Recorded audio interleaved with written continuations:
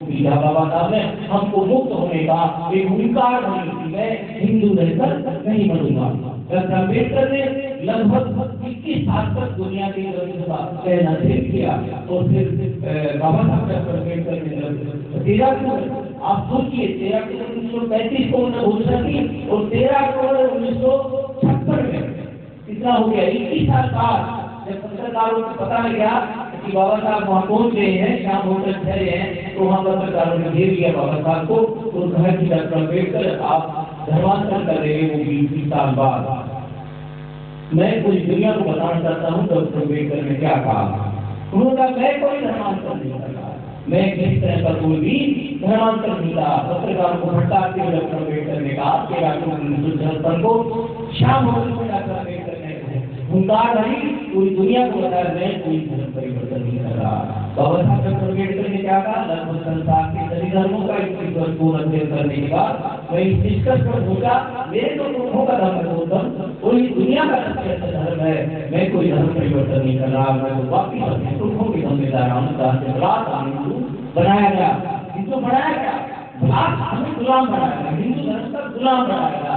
हिंदू तो हमें समझाया नहीं गया, सदियों तक हिंदू धर्म के गुलाम रहने के लिए कोई ऐसा धर्म है जो अपने धर्म के लोगों के साथ इतना निष्ठा का, इतना ऐमानी में अत्याचार करे, जो नारियों के साथ ऐमानी में अत्याचार करे। तो बाबा साहब का जो भारत के नागरिकों और भारत की जो नारियां थी उनके दुख के लिए बाबा साहब का चित्कार कर उठा।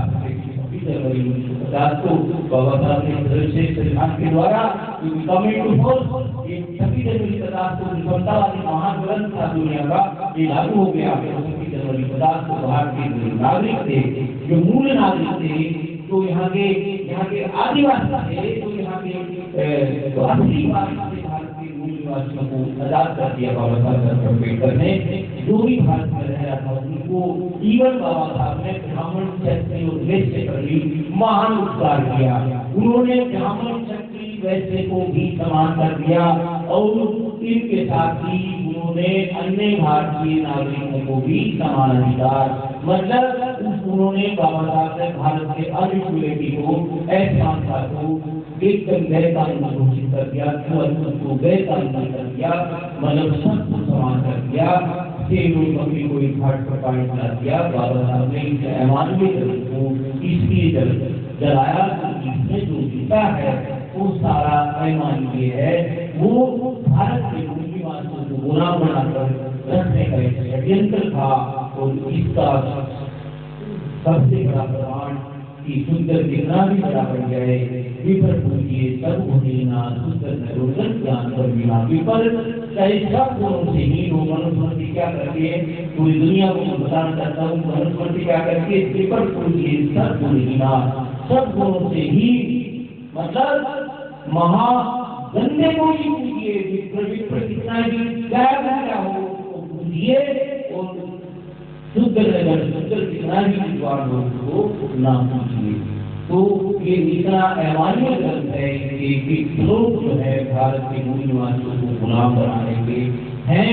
ये मनुस्मृति दुनिया का सबसे निकृष्ट और सबसे घृणा ग्रंथ था। बाबा साहब ने सबसे अनुभव करते हुए कि मनुस्मृति क्या लिखा, एक एक पढ़ने को सत्य नाम के नौजवान ब्राह्मण से डरवाया। ये खुद ब्राह्मण डरा रहा है अधिकार के। तो बाबा साहब को जो सारा जीवन है वो मनुस्मृति के द्वारा कैसा उसको अपमानित किया गया।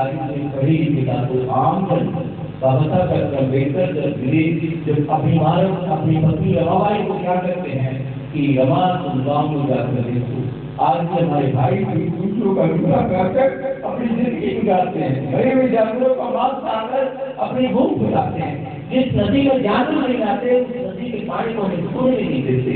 उन्होंने कितना अभिमान करता था कि रमा गाँव में पूजा करके कितना जीवन है। तो रमा कहती थी हमारे पता नहीं क्या हमें लिखी जाती है जन्म दिया। बाबा साहब कहते हैं रमा ही तुम्हारे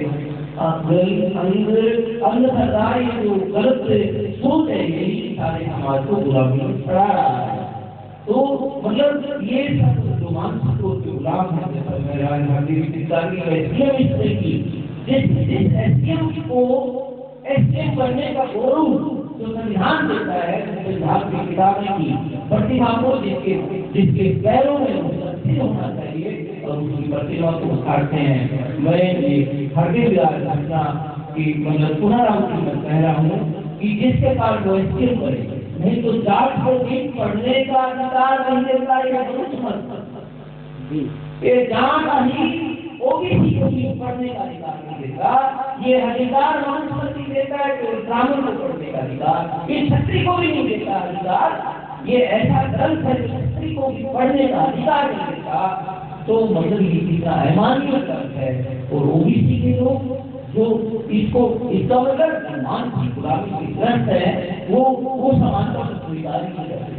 तो मित्रों, मेरा यही कहना है कि अमानवीय ग्रंथ मनुष्य की एक अपमान किया गया है, नारी का अपमान किया है, मनुष्य दुनिया का सबसे मतलब गिरा गया मैं कह सकता हूँ बाबा साहब के शब्दों में, क्योंकि बाबा साहब ने हिंदू धर्म को सारा सागर था। बाबा साहब ने कहा कि हिंदू धर्म के धर्म ग्रंथों को डायनामिट लगा के उड़ा दो, क्या हिंदू इनके धर्म ग्रंथों को सागर में गिरा दो। तो बाबा साहब अम्बेडकर कह रहे मैं नहीं कह रहा हूँ, मैं लोग कुछ भी कह रहा हूँ, अम्बेडकर ने कहा कोई नाम बता रहा हूँ, कितना अमानवीय ग्रंथ है जो दुनिया का सबसे पढ़ा लिखा व्यक्ति कोई आम आदमी जो दुनिया का सबसे ज्यादा पढ़ा लिखा व्यक्ति कह रहा है ये अमानवीय ग्रंथ है, ये एक भारत के मूल्यवानों को गुलाम बनाने का एक षड्यंत्रकारी ग्रंथ है। ये हिंदू धर्म एक गुलाम बनाने का एक षड्यंत्र, ये धर्म नहीं है कि गुलाम बनाने का एक षड्यंत्र है, ये कोई धर्म नहीं है। ये डॉक्टर अम्बेडकर कह रहे हैं, थोड़ी कह रहा है। तो इसलिए डॉक्टर अम्बेडकर का हर दिन विचार किया और उन्होंने 25 दिसंबर 1927 को रायगढ़ छत्रपति शिवाजी की राजधानी में क्षमतावादी महापुरुष थे, उसकी राजधानी में इस मार्ग को जला करके भारत के मूल निवासियों को आजाद किया, उनके स्वाभिमान को उकेरा और कहा कि मैंने आज छत्रपति शिवाजी को विभाग नाम के ब्राह्मण को रिश्वत दी गई और तब उसने पैर के अमुक्षा किया। आप सोचिए राजा बनने के लिए ब्राह्मण के पैर का अमुक्षा चाहिए, कितना ऐलान है। तो इसलिए इस ऐलान के ग्रंथ की जिसकी लोग वो करते हैं वो इंसान कहलाने की लायक है, जो इसकी हिमाकत करते हैं, जो इसकी वफादारी करते हैं, वो ऐसा करते हैं, वो यहाँ सांप्रदायिक करके जाते हैं, वो भारत का नाश करते हैं। तो मनुस्मृति का दोष कहते हैं, दुख की बात है कि राजस्थान के कोर्ट में बताते हैं मनु की मूर्ति है जो एक असमानता का पर्याय है। मनुस्मृति का जो मूल ग्रंथ है डॉक्टर अम्बेडकर ने पढ़ा और उसके आधार पर मनुस्मृति को जला। तो ये असमानता का ग्रंथ है। इसलिए मैं तो यही दुनिया के लोगों से यह मांग करता हूँ कि बौद्ध धर्म वैज्ञानिक धर्म है, बौद्ध धर्म एक महाधर्म है, बौद्ध धर्म एक भारत का है, हमारे सुखों का है, इसमें कोई गैर प्राप्ति नहीं है। तुम ऐसे धर्म में क्यों रहते हो जो धर्म तुमको अपमानित करता है, जो धर्म तुमको किसी तरह का अधिकार नहीं देता, जो तुम्हें किसी तरह की आजादी नहीं देता, ऐसे धर्म में जो रहने वाले लोग हैं वो ज्यादा दोषी हैं। बाबा साहब के पास जुल्म करने वाले से जुल्म सहने वाला ज्यादा गुनाहगार है। अब कसाई से पकड़ा उम्मीद करेंगे छोटे का जिसका धर्म ग्रंथ में दिखाई मानता है, जिसमें बाकायदा उल्लेख किया है ब्राह्मण को ये करना है, क्षत्रिय को ये करना है, वैश्य को ये करना है, शूद्र को ये करना है, अतिशूद्र को ये करना है, फिर भी वो रहता है तो उसका दोस्त तो हिंदू धर्म को हम कहते हैं क्योंकि वो देता ही की जाती है। बौद्ध धर्म आइए, ईसाई धर्म आइए, उस धर्म में तो समानता है भाई। लेकिन बौद्ध धर्म दुनिया का सबसे धर्म है, इसमें ना ईश्वर का कोई डर, ना भूत प्रेत का कोई डर, इसमें मानवता है। ईसाई धर्म इस्लाम धर्म मानवता का है, विज्ञान नहीं। बौद्ध धर्म में विज्ञान की है और मानवता है। इसलिए इस महानता मनुष्य ने कहा कि आगे तो ये जीवन भरी जिंदगी से गुजर। अब अंतिम यही मैं कहना चाहूंगा कि बाबा साहब अम्बेडकर ने कहा जुल्म करने वाले से जुल्म करने वाला ज्यादा गुनाहगार है। हम जुल्मियों को जुल्म करवाने की इजाजत देते हैं, जुल्मियों को हम आपको अपने ऊपर जुल्म करने की इजाजत देते हैं। डॉक्टर अम्बेडकर ने कहा, आखिरी प्रश्न के बाद मैं अपना विराम करता हूँ कि बाबा साहब अम्बेडकर ने बहुत बहुत स्वीकार कर दिया और पटना रेलवे स्टेशन पर बाबा साहब हम यात्रा पर थे, लुम्बिनी, सारनाथ, बोधगया, कुशीनगर की हम यात्रा पे थे। रेलवे स्टेशन पर वो महात्मा मनीषी रेल के द्वारा यात्रा करते हैं, जो दुनिया का सबसे धनवान होना चाहिए था, लेकिन पैसों की किल्लत की काट, रुपयों की किल्लत के काट ट्रेन से पहले अंतिम पड़ाव पर जबकि उनको चलना फिरना कितना मुश्किल था, उस दौरान पटना रेलवे स्टेशन बाबा साहब को पत्रकारों ने लिया और उन्होंने कहा यदि हिंदुओं का व्यवहार पूर्ववत रहता है, मैं उन्हीं के शब्दों में कह रहा हूँ, पत्रकार क्या पूछे, यदि हिंदुओं का व्यवहार पूर्ववत रहता है, इसका मतलब पूर्ववत क्या, तो असमानता। पत्रकार पूछे कि यदि हिंदुओं का व्यवहार असमानता का ही रहता है, यदि बोध बनने के बाद इसका मतलब क्या है, हिंदू असमानतावादी है कि यदि हिंदू का व्यवहार पूर्ववत रहता है तो आप क्या करेंगे। तो डॉक्टर अम्बेडकर ने कहा बहुत रास्ता हमारे साथ होंगे और हम अंतरराष्ट्रीय न्यायालय माननीय राजरत्न अम्बेडकर जी बाबा साहेब के परपौत्र हैं, उन्हीं के खानदान से हैं, उन्हीं के वंशज हैं और उन्होंने इस पे कार्य भी किया वर्तमान समय में।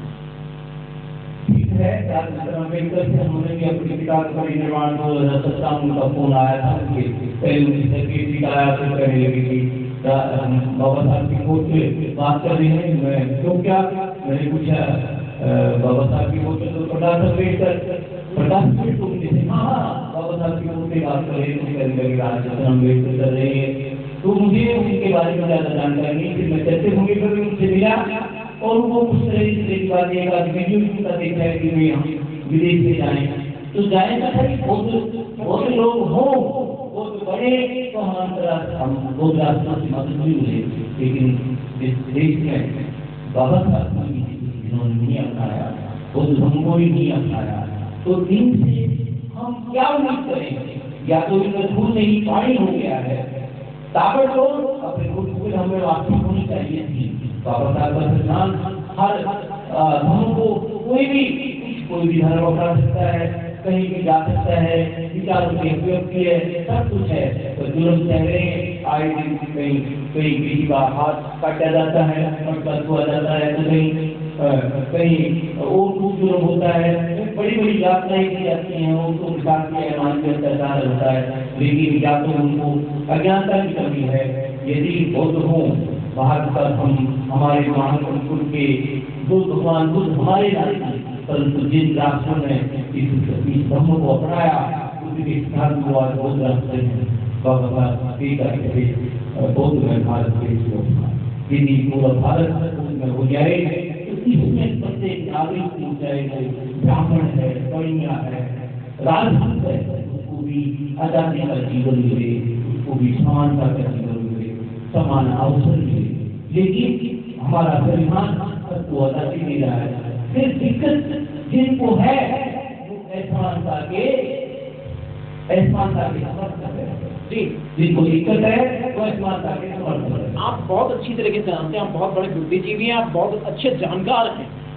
मेरा प्रश्न नहीं है, बल्कि मैं आपको थोड़ा सा उस ओर आकर्षित कर रहा हूँ कि वास्तविकता क्या है इस सबके पीछे।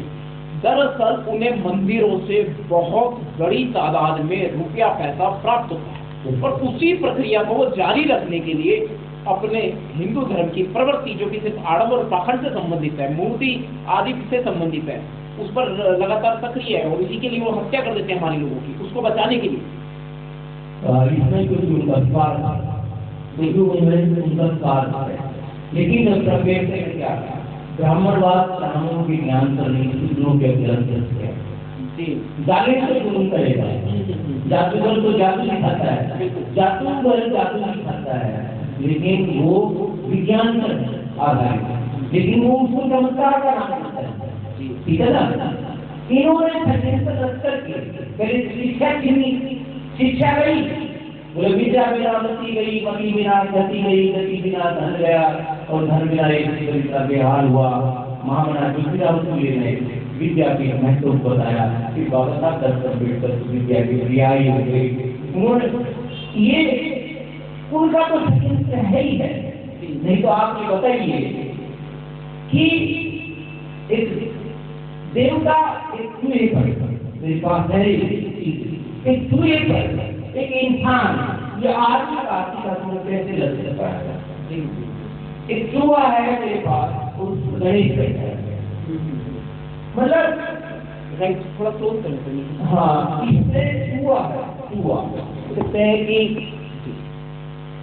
मुझे की सवारी करे संत करे सेवा, राइट, जो प्रभु के सब सेवन मारी, हिंदू धर्म का सबसे बड़ा देवता गणेश जी, ये देखिए मुझे की सवारी कर रहे हैं, मुझे की सवारी है, बिल्कुल चूड़ी की सवारी। अब ठीक है, उनका धर्म उस बात को हर धर्म को अवसर में आजादी है, लेकिन मूल प्रश्न ये हो जाता है कि भाई वैज्ञानिक रूप से यदि हम देखें तो मुझे की सवारी कैसे संभव है और आज में भारत का कैसे संभव है? अब ये मनवादी लोग सोचे भाई मैं इनकी बेइज्जती कर रहा हूँ, और बेइज्जती की बात नहीं है, जो बौद्ध राष्ट्र या वैज्ञानिक सोच का मनुष्य इस पर क्या क्या क्या करेगा, मतलब ये एक वो है भाई बात में रवि भक्ति में जब तीनों लोग बच्चों दिया बचपन में रवि भक्ति किया हनुमान जी, तो मतलब ये वैज्ञानिक बातें हैं, लेकिन धर्म में समाहित है, भाई वो धर्म वाले तो मानेंगे, हम किसी के बारे में ये सोचना, लेकिन क्योंकि हम हमारी शिक्षा के लिए तो हमने इस चीज को स्वीकार कर लिया, अब स्वीकार कर लिया तो दोषी तो हम जो आत्मा कबूल करता है, भारत का विधाधिकार नहीं करता, हिंदू रहे, मुसलमान रहे, सिख रहे, ईसाई रहे, उससे रहे, लेकिन अपनी भगवान को ने कहा अपने ज्ञान के दृष्टिकोण हमेशा खुले रहे। बुद्ध का दर्शन क्या कहता है कि बौद्ध धर्म में मानवता की है और विज्ञान की, अन्य धर्मों में कोई ईश्वर को मानता है, कोई अल्लाह को मानता है, कोई भूत को मानता है, न सर्व है, न नरक है, न ईश्वर है, न देव देवता है। यहाँ देवता कौन है जिन्होंने दुनिया को दिया? यहाँ साइंटिस्ट है देवता, यहाँ वैज्ञानिक देवता है, यहाँ डॉक्टर देवता है, यहाँ इंजीनियर देवता जिन्होंने कुछ दिया, डॉक्टर अम्बेडकर देवता है, जिन्होंने दुनिया को बहुत अच्छे से ध्यान दिया, जिसमें जिन्होंने मनुष्यता दी, जिन्होंने भाईचारा दी, जिन्होंने समानता दी,